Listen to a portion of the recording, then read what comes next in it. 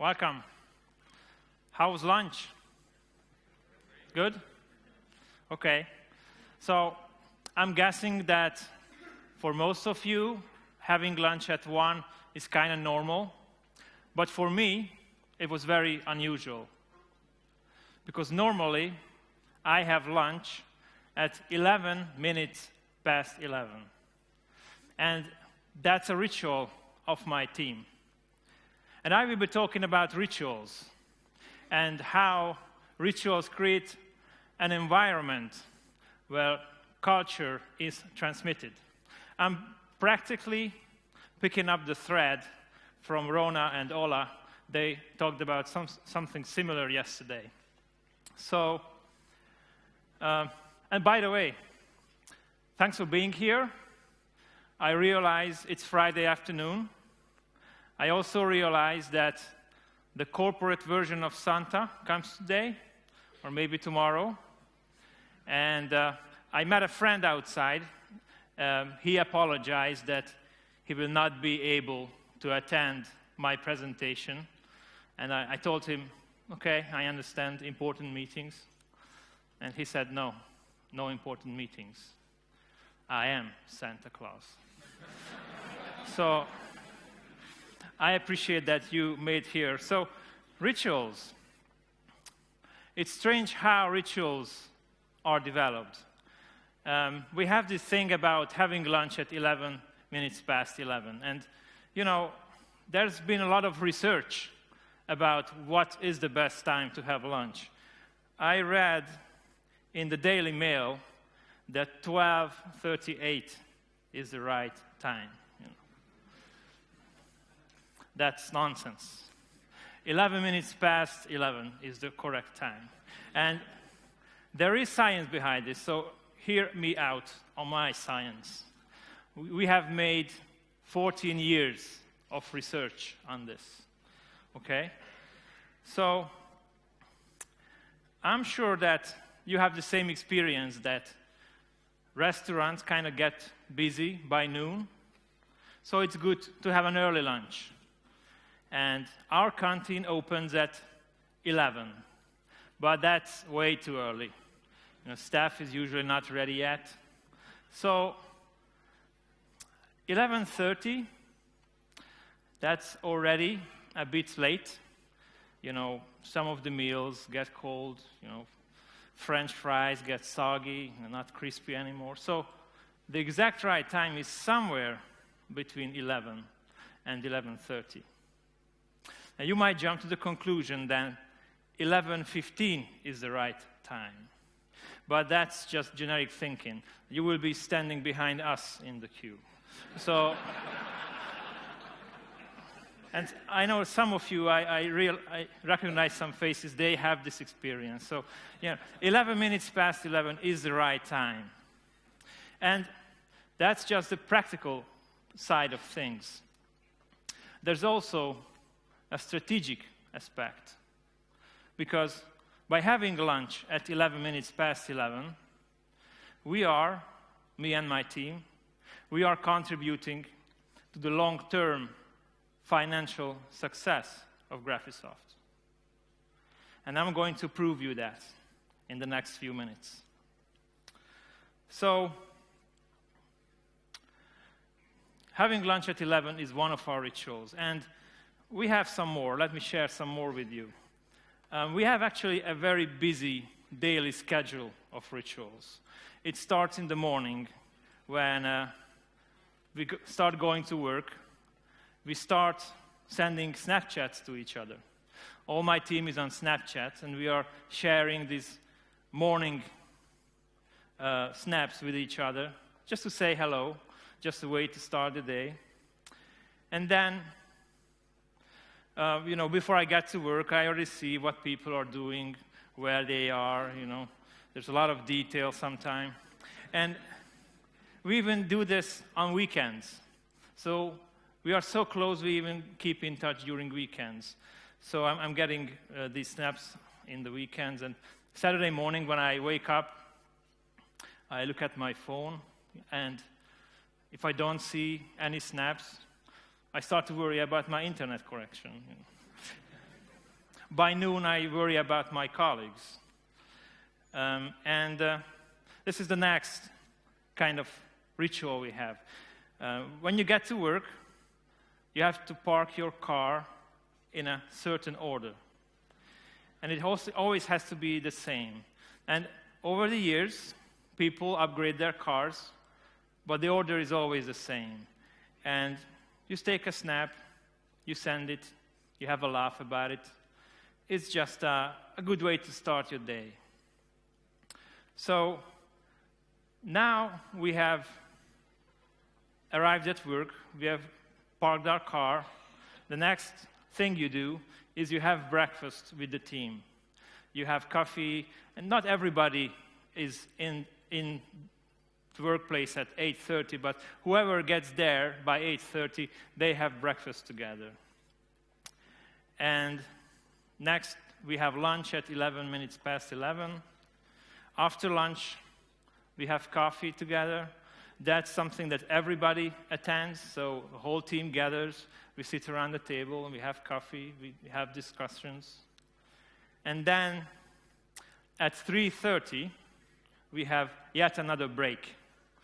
And this is called the kis ülés, which translates to English to either small sitting or discharge, or spark, if you will. So this is our 3:30 break, when we sit together and have a snack. And we also have this tradition that whoever goes abroad, and my team travels a lot, they always bring something local, some local food, some snacks. So over the years, we had all kind of strange foods. Some of the memorable ones for me was this Finnish licorice. Does anyone know this? I thought it was actually just polyurethane insulation, just cut in slices.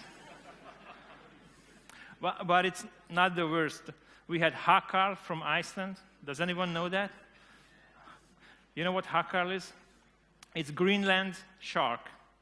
And Greenland shark is so cold, it never takes a piss. So its body is full of urine. And then they catch the fish, and they cut it up, and then dig a hole in the ground and put it in there, let it rot for weeks. Then they take it out and let it hang for months to dry, and then you eat it. And Icelandic people call that a snack. You know, the famous chef Anthony Bourdain, he called it the single worst tasting food on earth. And I quite happen to agree with that. And then we had Vegemite. Vegemite from Australia. Does anyone know Vegemite?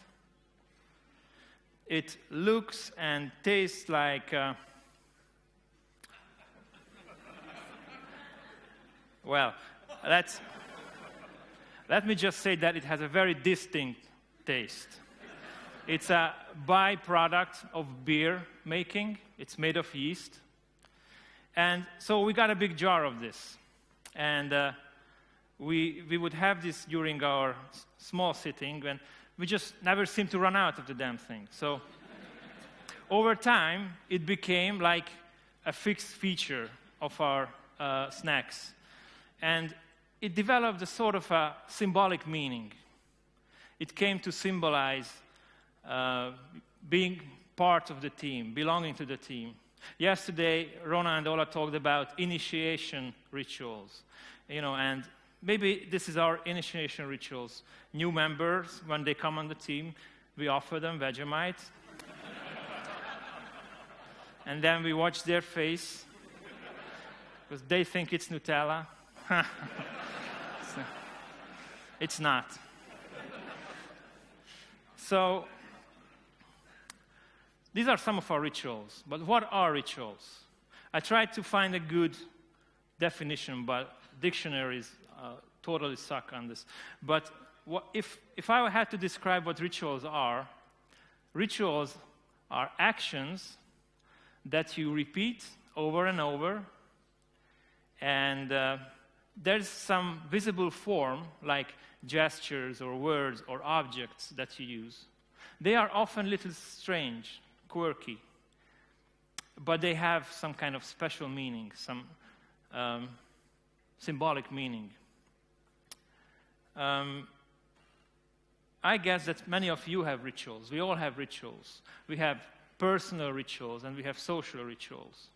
Maybe some of you have a morning ritual. Maybe there's a specific way you drink your coffee. Maybe you have your favorite mug, or maybe you like to just inhale the aroma of the coffee. And somehow that gesture, that practice calms you down, makes you comfortable, and that's the way you start your day. Or we have social rituals. And as I mentioned, rituals always have some extra meaning, and sometimes they are strange. Think of the simple act of shaking hands. That's a ritual. It has a special meaning. It means that I trust you, I treat you as an equal, I respect you. That's the meaning. And it's a strange thing. Not strange for us, because it's part of our culture. But I bet that somebody from a different culture would find that strange. After all, it's a pointless thing and impractical. It's definitely not clean.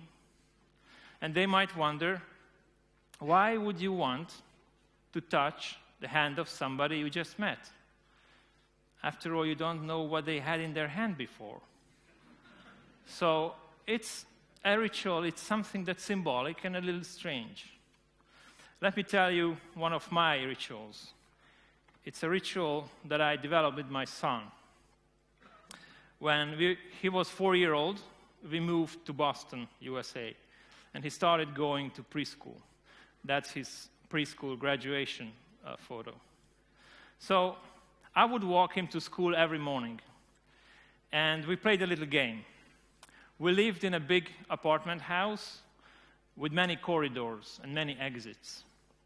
And each morning, we would explore the building, and I let him pick a different exit. So every morning, we use a different door to exit the building, and he would usually prefer the ones that are farthest from school. So we take the long route. And one morning, I was in a hurry. I had to get to work on time. So I told him that today we are taking the front door, let's go. And I start to hurry, but he doesn't. He's slowing down, and we come to a halt. And I asked him, buddy, let's go, what's wrong? He said, Daddy, I wanna go back. I want to pick another door. And I was like, oh, come on, buddy. I told you I need to hurry. Please, let's move. Can we go, please? And he says, no. I want to go back. I want to use a different door. And I couldn't persuade him. I couldn't get him moving. I ended up actually taking him back home. And I told my wife, it's your kid. You take him to school. Hi, honey. So I didn't understand what happened there. I didn't understand why is he so stubborn about something stupid like that. Because for me, it was a stupid game.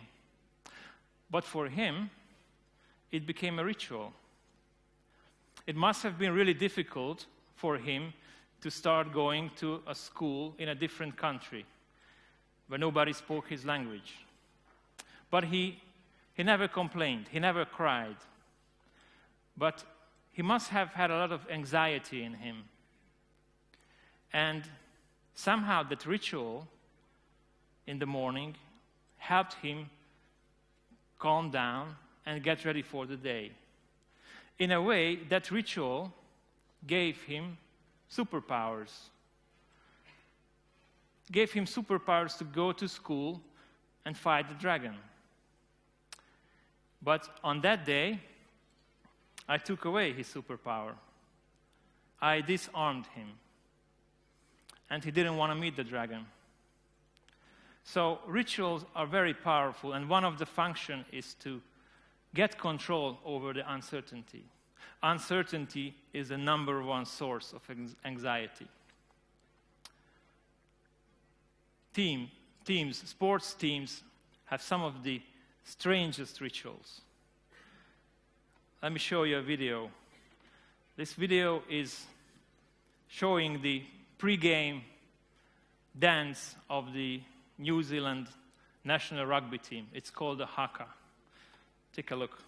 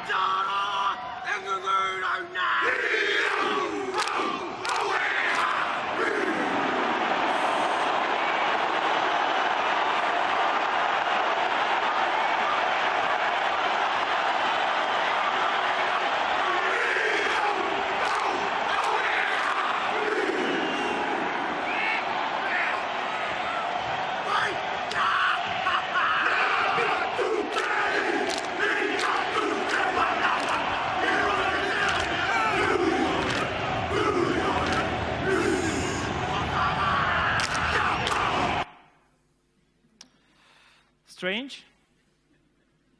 Powerful?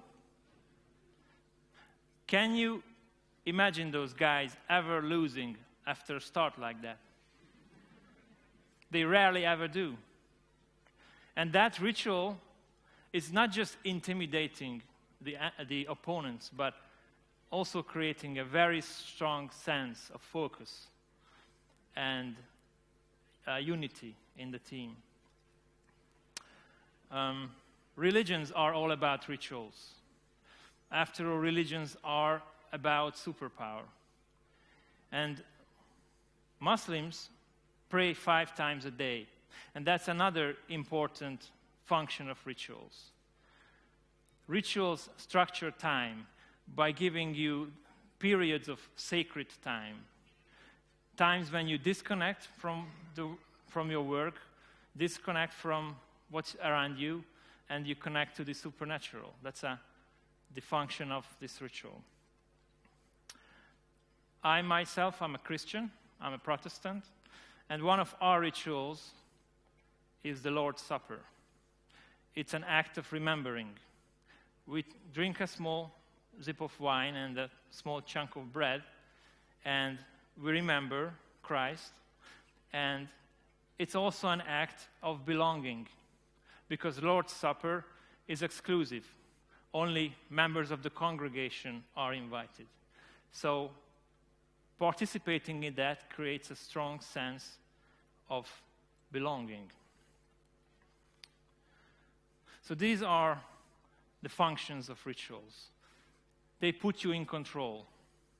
They give you periods of sacred time. And they create a strong sense of unity or focus and a sense of belonging. And I can't help but notice that our rituals, they also serve that purpose. There are a lot of similarities here. This thing with the parking is the exact same kind of game we played with my son. It's about taking control of your day. It's creating order in the uncertain. It's a way to create order in the galaxy. Or our breaks at 8:30, at 11:11, at 3:30. Those are periods of our sacred time that kind of structure our day. And these are very important moments. I'll talk about them later. And we also have our symbolic food. For us, it's Vegemite and salty sticks. But it's the same purpose. It's about creating a sense of belonging. So rituals are a very strong way to build culture, because people, by practicing rituals, they kind of acknowledge and confirm that they understand and accept the rules of the community. And that kind of unity is created by agreeing on certain things. There must be certain values and principles that we all agree on. Otherwise, we wouldn't be able to have such a close community. And, creating that culture and creating that agreement on values happens during those sacred times, during our breaks. So it happens something like we sit around table, we have our Vegemite out, we take small dips, and then elders of the team, they tell legends. They explain the meanings of some of the secret code that we use.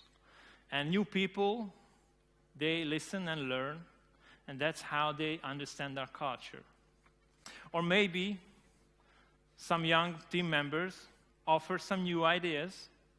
They offer some new thoughts, and we discuss values. And some of those ideas and values might be accepted by the team or might be rejected by the team. And that's how agreement is formed. And that's how our values are created. And that becomes our culture. Let me give you one example. During one of our small sittings, we've been discussing fare evasion. Fare evasion, the practice is the practice that you get on a bus but you don't punch a ticket. And we had a discussion around that. And one of the young members laid out his theory about why not punching a ticket. And he said that if you get caught less than once a month, then it's cheaper to pay the fine than to get a monthly card. And from an economic point of view, that makes complete sense. That's probably true. But the elders of the team rejected that kind of idea. And their argument was that if you are the kind of person who is willing to cheat when no one is looking, then how can I trust you? Will you cheat me when I'm not looking?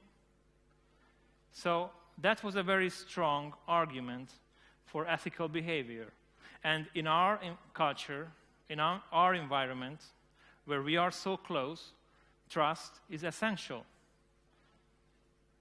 Maybe at a different company, maybe in a different culture, we would not have that conversation.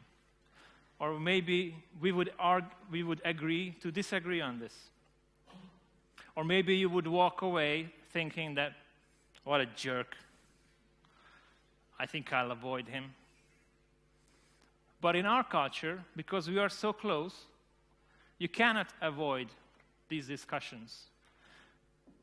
Your personality is revealed and reflected upon. And eventually you will change. Because a team of people who strongly agrees on something has the power to change other people. Psychology confirms this. You might have heard about the Ash paradigm. Have you seen this test before? Solomon Ash was a psychologist, and he studied conformity. And he made a simple test. There are 8 people in the room, and they all get 2 cards. Everybody gets the same 2 cards. And the task is very simple. You have to say which line on the second card is the same length as the line on the first one. Shall we do it real quick? Okay? So who is voting for option A? Hands up, please. Okay? There's somebody up there. I invite you to come closer. There's an empty seat down here. Option B, anyone? Same person? Yeah. Option C? Okay. There seems to be an agreement that option C is the right answer. Good news, you are right. You might think, that's not a very difficult task, is it? It's very simple. Nobody would get this wrong, right? Well, excuse me for some of you. I realize you were probably on your phone. But it turns out that that's not the case. Because in the Ash experiment, 7 of the 8 people in the room were actors. They were told up front which answer to give. And they had 18 rounds of this. And in 12 rounds, the actors gave the wrong answer. And the real subject of the experiment is always the last one to answer. And the result is that only 25% of people can get this test right in that kind of setting. 75% of people actually get this very simple test wrong. Only 5% gets it always wrong. They always say what the others say. And about 70% are conflicted. They understand something is wrong. And they sometimes have the courage to stand up and have their own opinion. But some cases, they just accept what the others think. And that's the power of a group of people having this agreement on something. They have the power to even change reality. Coming back to ethics. Ethics seems to be such a universal value. Every company claims to be ethical. I don't know any company who openly accepts unethical behavior. Yet, we all know examples where companies don't practice what they preach. And I always wondered how unethical companies, how corrupt companies exist. So here's one example. I blocked out the logo of the company, but this is a 64-page book of code of ethics of a large organization. And this is a quote. This is the very first sentence in that code of ethics. It reads like, as officers and employees of this corporation, its subsidiaries, and its affiliated companies, we are responsible for conducting the business affairs of the companies in accordance with all applicable laws and in a moral and honest manner. Moral and honest manners. Can you guess the name of the company? Enron, correct. So Enron was a big energy company in the US. Over $100 billion revenue per year. And Fortune magazine, they voted them the most innovative large company in the US in 6 years straight. And innovative they were, especially with their accounting.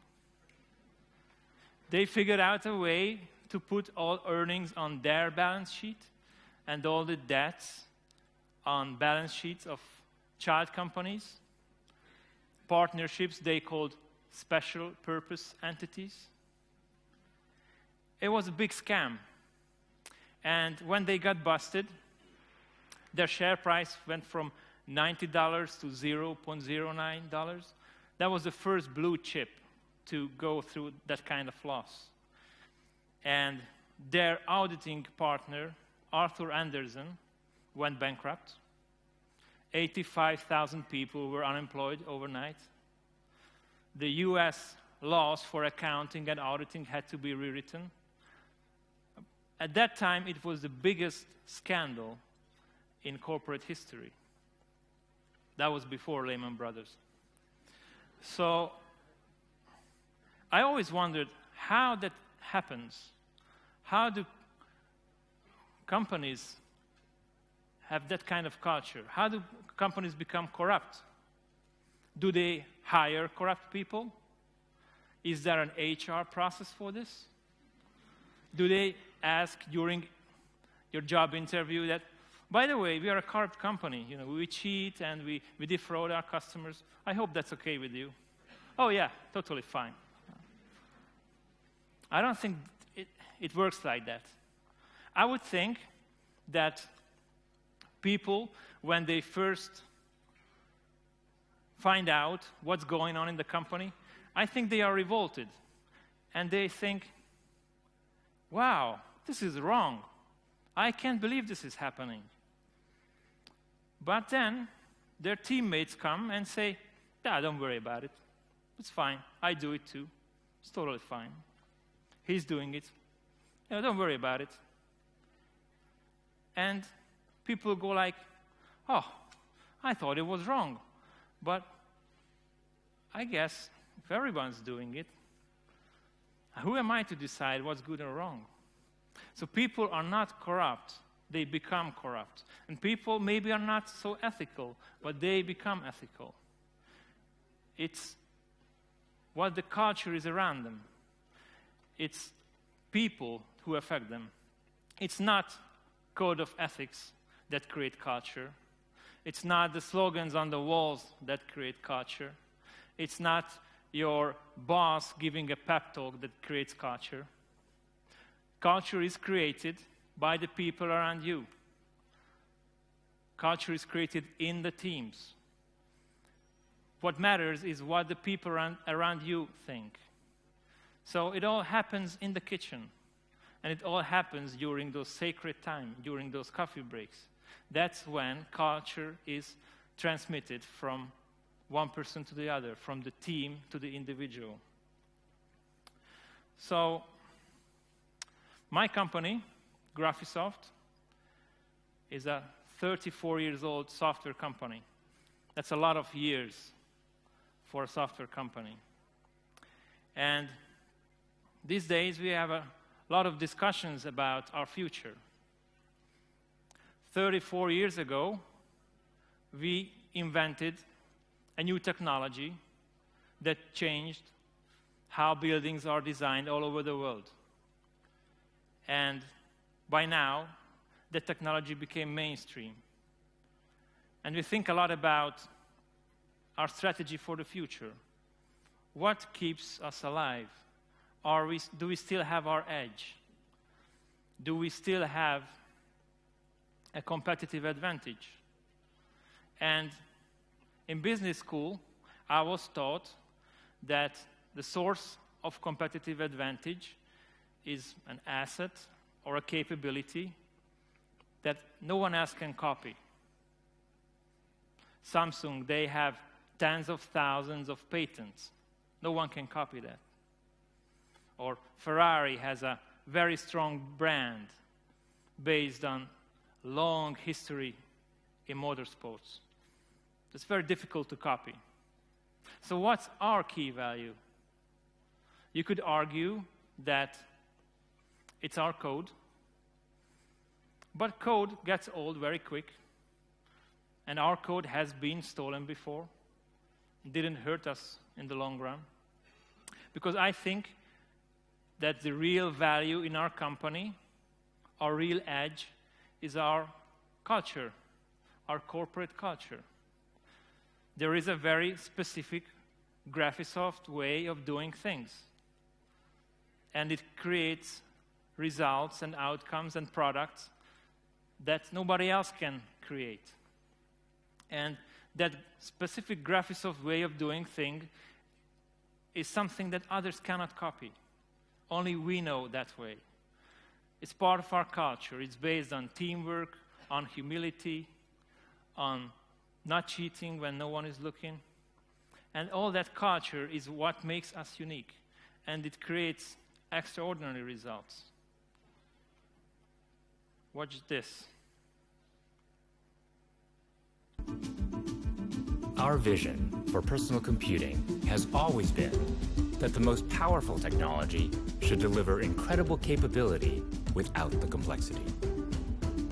With the technologies built into the new iPad Pro and the remarkable apps that take advantage of them, it delivers a uniquely intuitive and immersive way to do everything you do.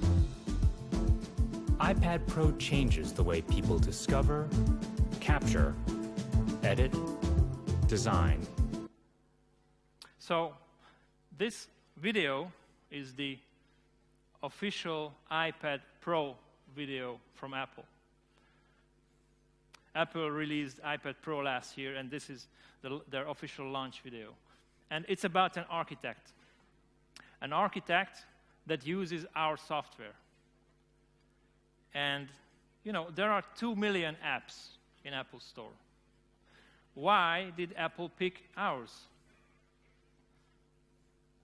I think because it basically has the same values, same features as our original product had 34 years ago. It's powerful. It solves a very complex problem in a simple and beautiful way. In that sense, it's the exact same thing we have been doing 34 years ago. And what enables us to do that is our company culture, the Graphisoft way of doing things. And as a leader of a team, I am responsible to create an environment where new people can learn the Graphisoft way of doing things. I need to create an environment where people learn our values and our culture is transmitted. And rituals are a big help because rituals create that kind of environment where culture can be transmitted, where values are created, confirmed, or rejected. So this is why rituals are extremely important for us. And this is why I have lunch at 11 minutes past 11 every day. Thank you.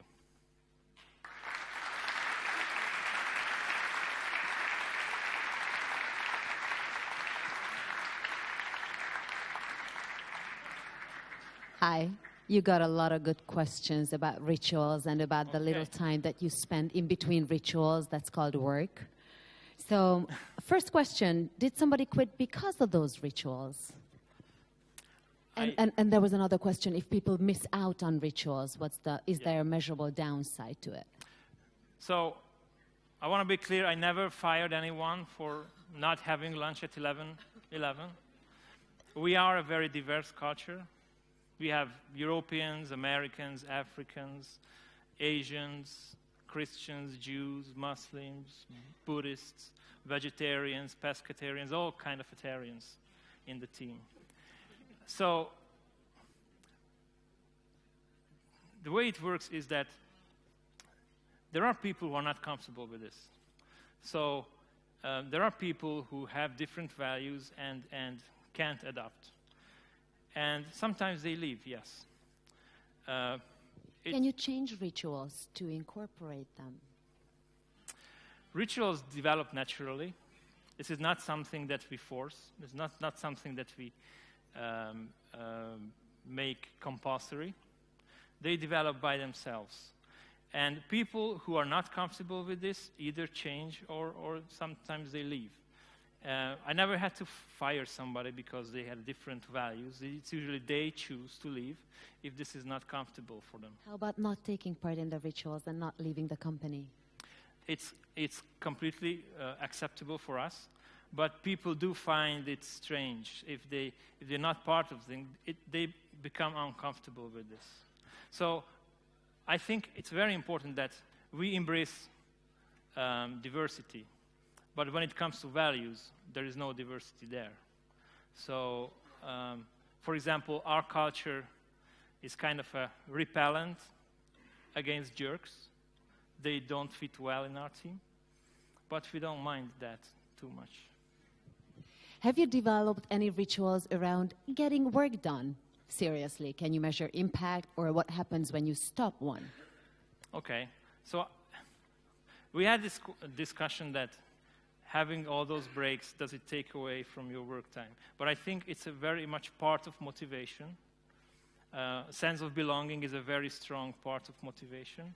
So I think that it actually boosts morale and better productivity. So I think it's not at the cost of getting work done.